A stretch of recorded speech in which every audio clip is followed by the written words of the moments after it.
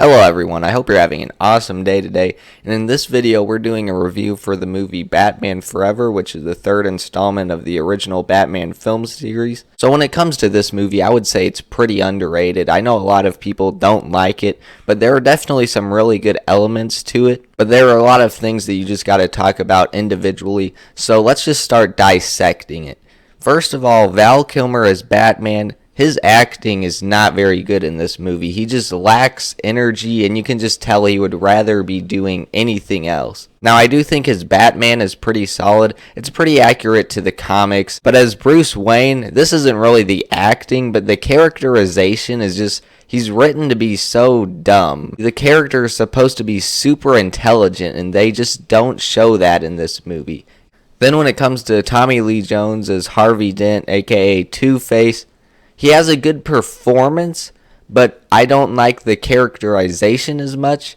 Obviously, he acted kind of goofy in this film, and I don't think it's bad, but it would have been better if they just took it a little bit more seriously. And then the costume is also kind of bad. They made it absolutely symmetrical, and then the makeup and stuff just looks fake, and I don't know why they chose pink as rather than like gray or green or even dark purple. Now, obviously, Billy Dee Williams did play Harvey Dent in the '89 movie, so I probably would have preferred if he was in the role again, but they didn't actually offer it to him. I do think Tommy Lee Jones fits the role pretty good, but if it was a choice between them, I would probably take Billy Dee Williams since he already played him. And then as for the Riddler, I actually think that was perfect. It's not a very deep version of the character, but Jim Carrey acting goofy and stuff, that's what would come to mind when I think of the Riddler. His personality really does match the character, and obviously Frank Gorshin that played him in the 1966 TV series, he acted the same, and in the original comics as well as Secret Origin #1 from 1989, which is a pretty popular one, his personality matches the way that Jim Carrey acts as the Riddler, so I don't really understand that criticism. And then Robin was pretty good, what they did with his story. As a whole, the story was pretty good. Some elements were borrowed from the comics, particularly like the whole circus scene of Robin's origin, with a few tweaks just to make it fit in with the movie. And even Two-Face's origin, which is played on the TV, that was straight from the comics. The pacing was pretty good. It could have been a little bit longer. It should be noted that there are some deleted scenes in this movie that people are wanting a director's cut released.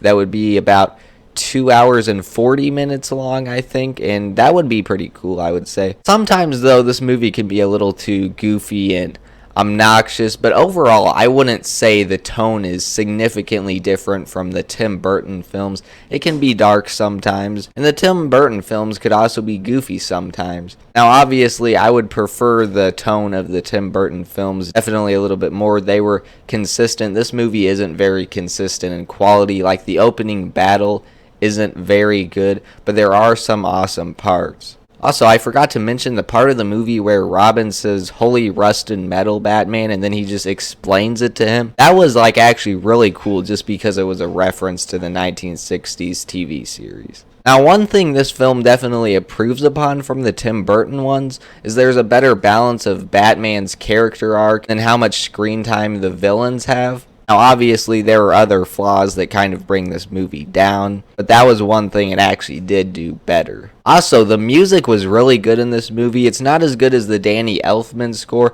but it's still like one of the best scores I've heard. And it's definitely unfair that people associate this with Batman and Robin. I personally would just associate it with the other two Tim Burton films and call it the Tim Burton trilogy, because yes, Tim Burton did not direct this one, but he is credited as a co-producer. Visually, there's some things that I like about it. It definitely feels like a comic book. The Gotham City is pretty good, but I wish there wasn't as much CGI. Because it just wasn't that great. Obviously, it was 1995, so that was a little bit dated. But the thing with this film really is just that the flaws are very obvious. So I'm going to walk you through the steps on how to fix it and make it perfect. So first of all, obviously, Michael Keaton should have been Batman, not Val Kilmer. And then Billy Dee Williams probably should have been Two-Face because obviously he played Harvey Dent in the very first film. Visually speaking, they should have used more practical effects, less CGI, some better costumes, obviously the old Batmobile again, and Robin needs to lose those sideburns. The film should also be longer, with them adding in some of the deleted scenes. And then preferably Danny Elfman's score. I still really like the score in this movie, and I feel like it should play sometimes. It could be like the Riddler's theme, but with the Danny Elfman score playing during the action sequences, that would be a lot nicer. Obviously, it should be a little bit more consistent in tone. And then boom, it's the greatest superhero movie of all time. Unfortunately, though, that's not exactly how the movie turned out, but still, I think it is very solid. There are some flaws, but I think it is a great film. It's underrated, and there's a lot to appreciate here. So overall, on the scale from 0 to 100, I will be giving it an 82%, and I definitely recommend this, especially if you're a fan of Batman. You should see it. Thank you all so much for watching, and I will see you guys in the next one.